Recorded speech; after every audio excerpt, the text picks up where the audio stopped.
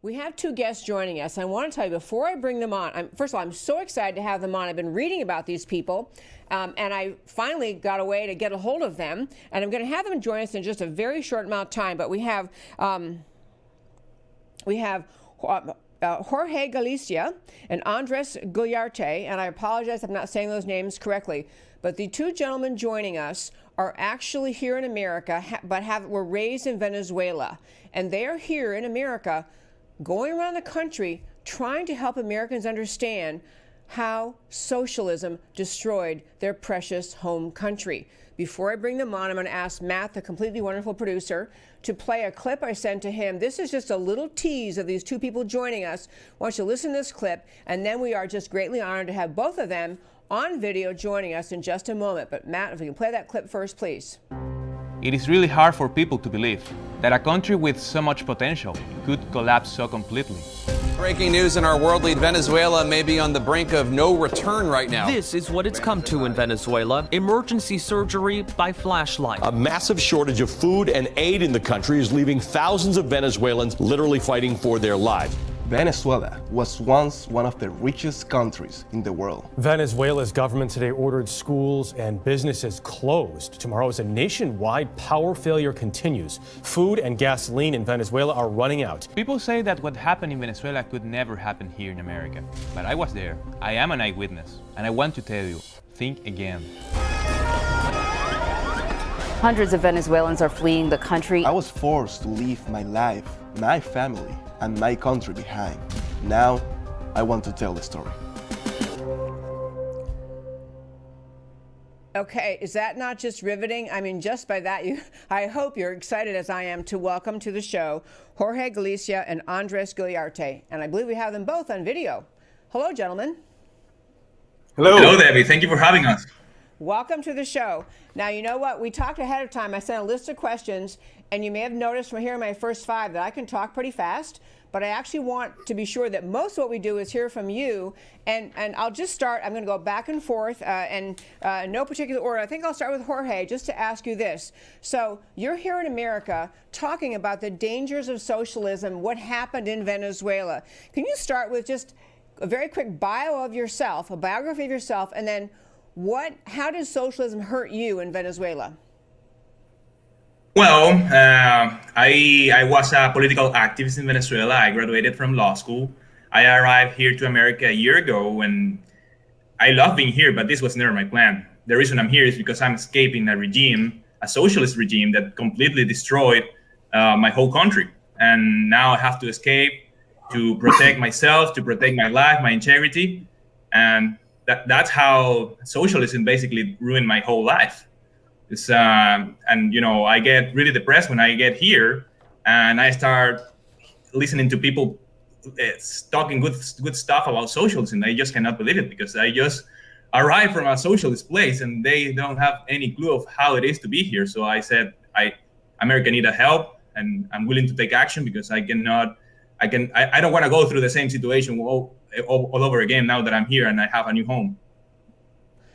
God bless you for that spirit of wanting to speak up and help out. So Andres, tell us a little bio about yourself and when and why you came to America, and you know, what socialism, how did it really impact you in your life in Venezuela? Well, yes, I mean, I arrived here in January of this year. Back in Venezuela, I graduated from the Central University of Venezuela with a bachelor's degree in international relations.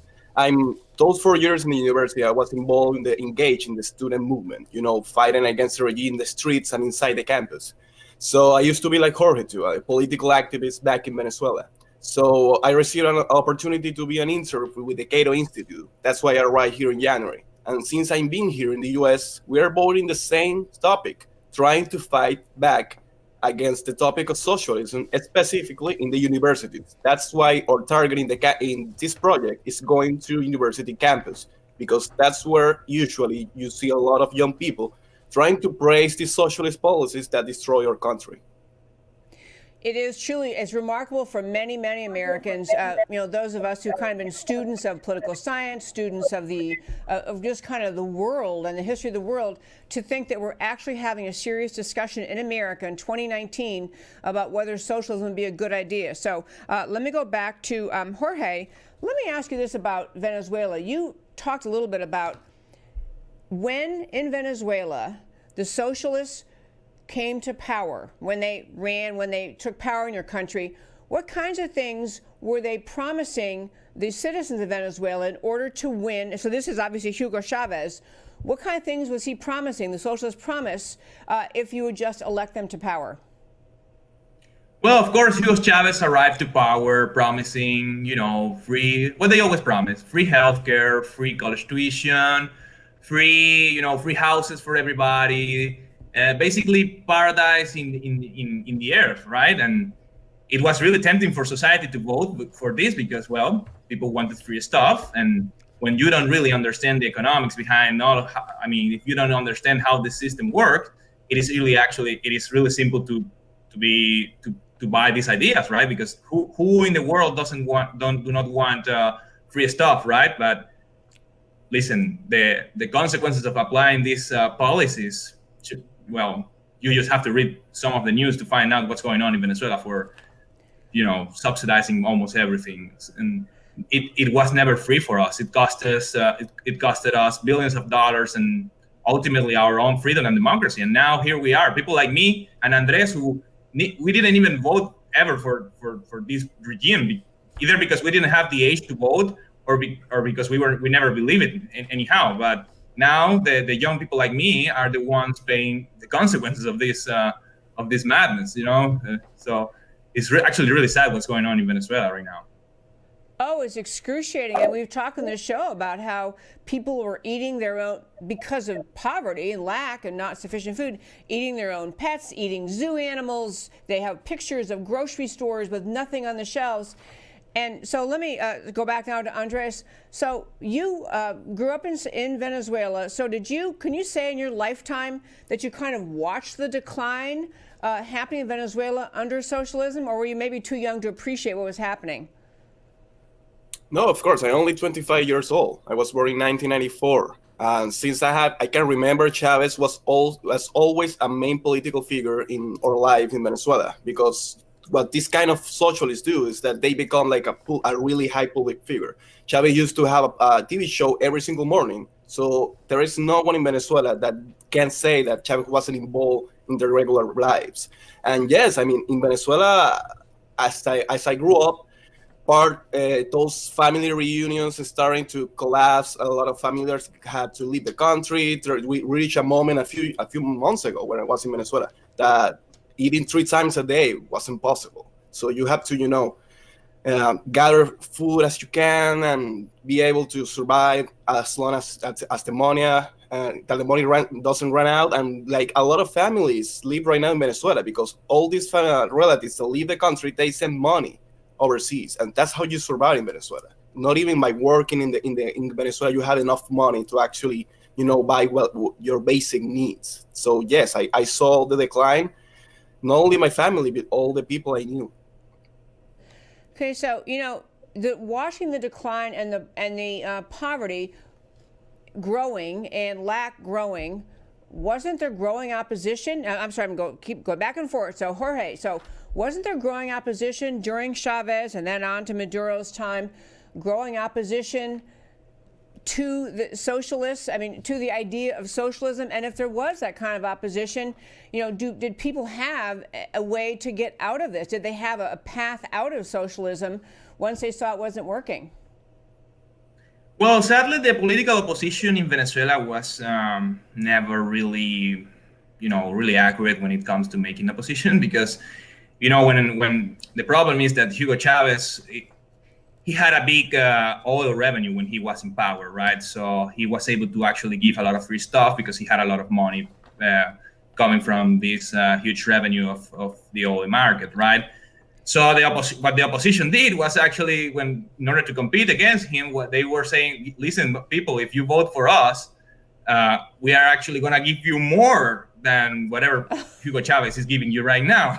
So that was the debate. There was not really a real debate in Venezuela when, no, just few voices on. I think only Maria Corina Machado, the leader of my political party, she was the only one offering, free markets and deregulation and balancing the budget as a way to actually solve all of the Venezuelan problems. She was the only one, and she wasn't really popular back when at those early years, right? But yeah, for a lot of people, they didn't see any solution coming, so they decided just to leave in the early years. And well, right now they don't see a solution at all. So we're seeing how millions and millions are just leaving because they walk the whole Latin American continent. They walk, not even bus ticket, or of course not airplane ticket because they cannot afford it. So they go by walking these huge amounts of earth of land only to reach better places and to be able to have some kind of dignity of life. But that's how it is. Yeah, it is. I want to follow up, Jorge. Just one point you're making about how fighting back against socialism is very challenging to political figures who actually believe in free markets, who believe in the idea of the individual, the wealth, the worthiness of the individual, the right of self-reliance, the success of a society based on self-reliance and all that. It's hard to argue politically in a climate when one party is promising everything will be free, just vote for us, and people who don't know that socialism kills and don't know that you run out of other people's money. It's very hard for the conservative to make that free market argument. I mean, is that accurate? That was what was happening? Yeah, it is absolutely hard. I mean, and it is harder when you see that. I mean, for example, I kind of understand what's going on with the opposition in Venezuela because, I mean, when socialism was in place in Venezuela and when Hugo Chavez was this big amount of money and he was actually giving free stuff, people was like, hey, well, this might be working. I'm receiving my fair share, right? And how do you say to people, listen, yeah, you might be receiving something, but what you're not seeing are the consequences of the future. I mean, it requires a higher level of thinking and a higher economic understanding of the situation. But I mean, that's why I really appreciate that organizations like the Fund for American Studies are actually trying to educate people from really young ages so they can understand how economic works, and because this is important. Once you understand that nothing is free, that everything actually have a price, there is no free lunch, free meal. When you understand that, then you start to realize why socialism it doesn't matter whether it's democratic or authoritarian like the one we have in Venezuela, it is always doomed to fail because there is no free lunch. To summarize a famous saying, yes, there is no free lunch. Andres, I want to go back to you now. So, it's so interesting. I think that people try to paint socialism as everything will be happy. One of them used the term paradise. Everything will be free and we'll all be happy and everything will be great. But, and I want to ask if you observe this in Venezuela, but once you have a government that's promising free things, and therefore, as you're both saying, wealthy people leave, people who can leave, they get out of the country, the government isn't really able to provide what they promised they could provide. So do you see a parallel between the growing, I don't want to say necessarily straight from socialism to violence, but doesn't the socialist system ultimately inspire the government to become more and more controlling, authoritarian, eventually violent to keep everything in place? Sure. I mean, like Jorge was saying, one of the biggest troubles against these kind of politicians that promise free stuff is that it hears wonderful, but the main question always has to be who pays for it. In the beginning, a lot of people can start receiving this free stuff, but in the long run, the government doesn't have the same amount of money to keep these promises. Because how do they get the money? Usually governments through taxes, and they have to engage in more and more taxes. And companies that they don't want to go to a country where their investment is going to be threatened by a government with a lot of taxes. So in Venezuela, you could see that when the money is starting to run out, Chavez is starting to confiscate private businesses because he needed money. And in the long run, those businesses that he confiscated, they were destroyed. They were no longer being productive. So in the long run, the government start getting money from anywhere it can. And when the money runs out and they don't have the same amount to provide the free stuff, well, people are starting to get angry. And since they don't want to lose power, they have to recruit weapons, to maintain that order. That's what happened in Venezuela, and that usually happens in every single country where socialism is enacted. That was a If I may great add? certainly. And people have to understand about Venezuela is that, well, hardcore socialism, of course, started in 1999 when Hugo Chavez arrived to power. But before of that, what we saw in Venezuela was a constant growing of the welfare state. Even it was not hardcore socialism. Private property was kind of respected in Venezuela before Hugo Chavez, and we had somehow rule of law and we had democracy.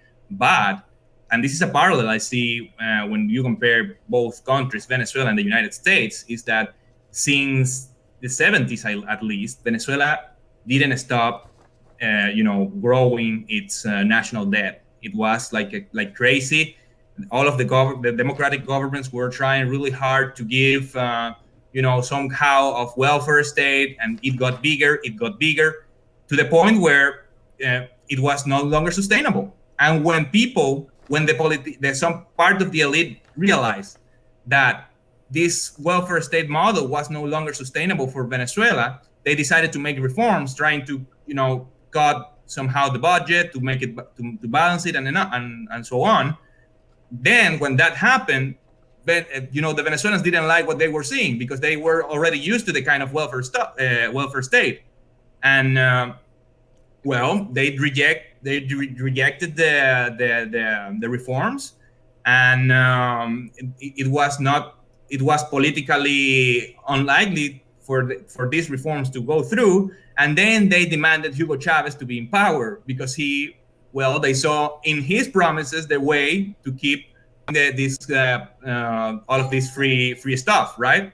So that Americans should be really careful about the way they control their debt, because it's getting higher and higher every year, and I don't see any way to fix it.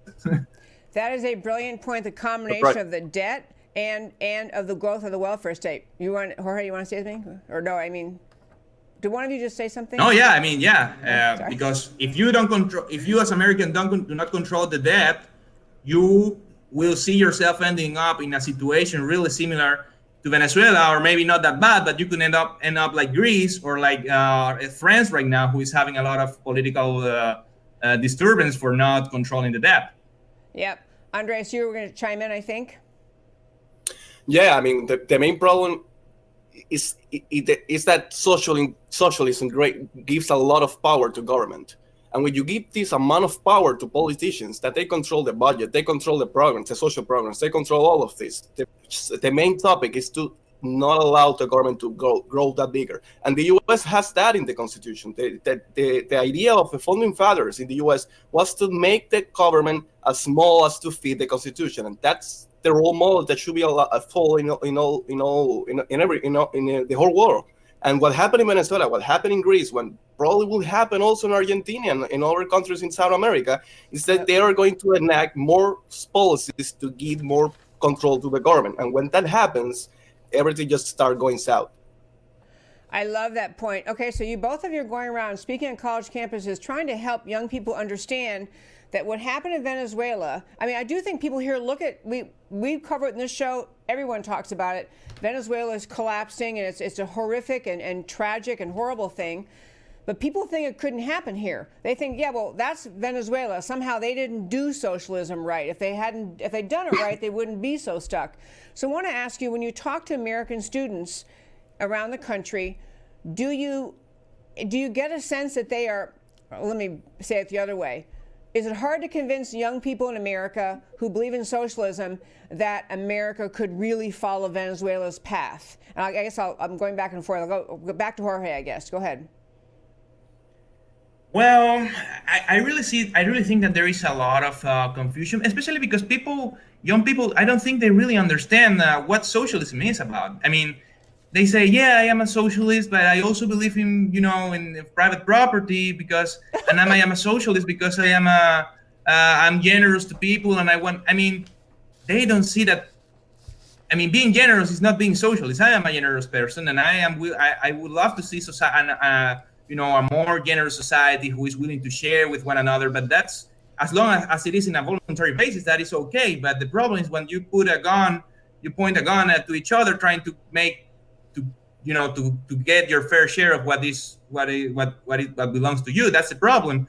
And when I really believe that when you start explaining what socialism is, they actually saying, well, this might not be a good idea. Of course, there are a lot of radicalized people that will never change their minds, but people when they hear the talk, I really believe that they start to realize how big of a problem this is. I'm so glad to hear that. I wish you could speak to every American, maybe below the age of 30. Just make them listen to your story. But I'll go back to you, Andres. So where we are in this country right now, we have elections coming up next year. We have certainly on the left in this country, we have at least one very openly avowed socialist running, and we have people on the left, even though they would say they're not socialists, the policies they're proposing are very similar to what both of you were talking about. The socialists argued for back when you started down this, falling off the cliff to socialism back at the time of Chavez and then Maduro. So if you could talk to Democrat Socialists of America, Andres, and give them 3 points, what do they have to understand about socialism? What do you want them to understand? Well, first of all, we need to take a look at all these candidates from the left. When they speak about socialist policies, they never refer to Venezuela. They say they were going to make a Scandinavian model. And that's one of the key factors that we encounter in campuses. A lot of people that they say, no one is speaking about going the path of Venezuela. We want to go to the path of Norway, of Sweden, and these kind of countries. And the thing is that Bernie and all these candidates, when they speak of the policies and they say it's a social democracy like Scandinavian, behind those policies, I only see Chavez as it was in 1999. Because you cannot think about Venezuela right now, because right now we are in the last step of the chaotic system. You need to think about how was Chavez in 1999. And when I see these candidates, I have flashback of how was Chavez in those years. So more to speaking about these candidates, that what we speak to young students is to read more about history. Because right now we live in a society where everything's in social media. And you have all these influencers saying that we need to support these kind of policies from these candidates, and they forget the examples of Venezuela, the examples of Cuba, the examples in Western Europe.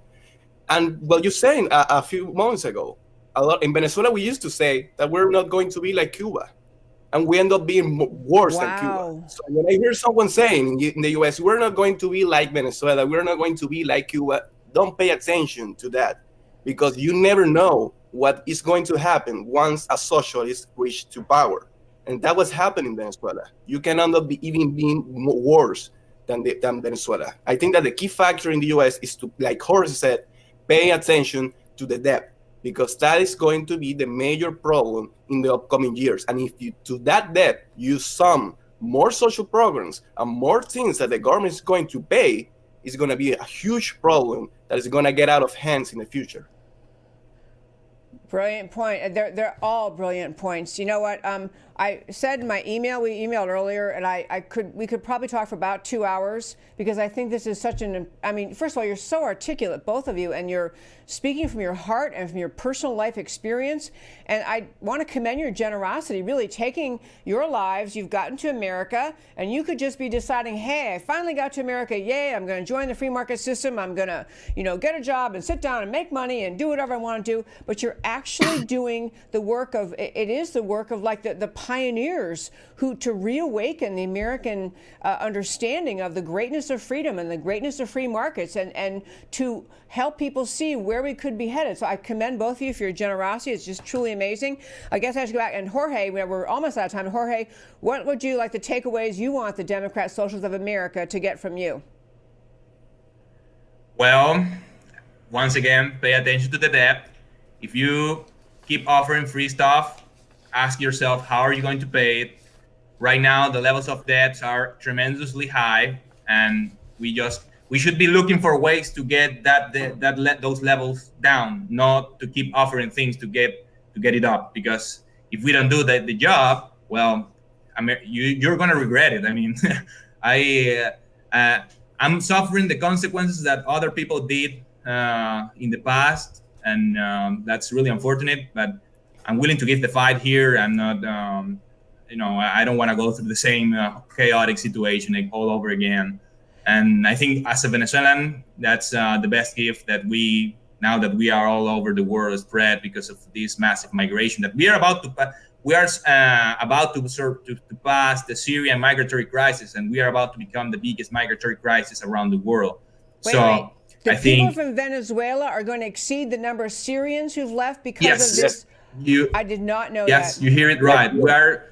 Wow. If we keep the tendency I think in 2 or 3 months, according to an article I just read, we are about to pass the Syrians, and we don't have any major conflict or any war going on right now in Venezuela, just socialism. So in that sense, I think socialism it could be even worse than the horrible it is at war. But yeah, that's my remark.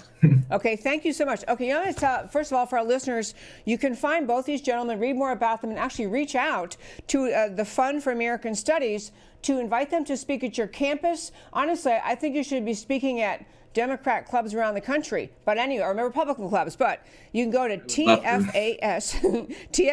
the Fund for American Studies.org, and you can read about these young gentlemen. You can invite them to speak at your campus. And I love that both of you, I really want to tie, I love all the points you made. They frankly reinforce things I say on my show all the time. But one being the growth of the welfare state is not about kindness. It's about generating and increasing dependency. Once you have people depend on the government, they always think more can come, that there's no reason to limit it, that the failure to have bigger and bigger programs is simply due to meanness or something. And I'm glad you both were making the point in various ways that once you agree the government's in charge of supplying what you need, the growth in power in the government is always going to end up causing the society become more limited, more fearful of the government. The government expands its power. It must force its will on the people. So it isn't just an economic system. It ultimately creates a very overbearing government-controlled society to try to keep that system in place. So Jorge, Andres, I could honestly talk to you for 2 hours at least. But thank you both for joining me. Thanks so much. Thank you, David. Okay, my goodness, what a great interview. Okay, folks, I really urge you to read their stories. They're amazing young men, and I'm going to try to bring them to a few campuses I have in mind.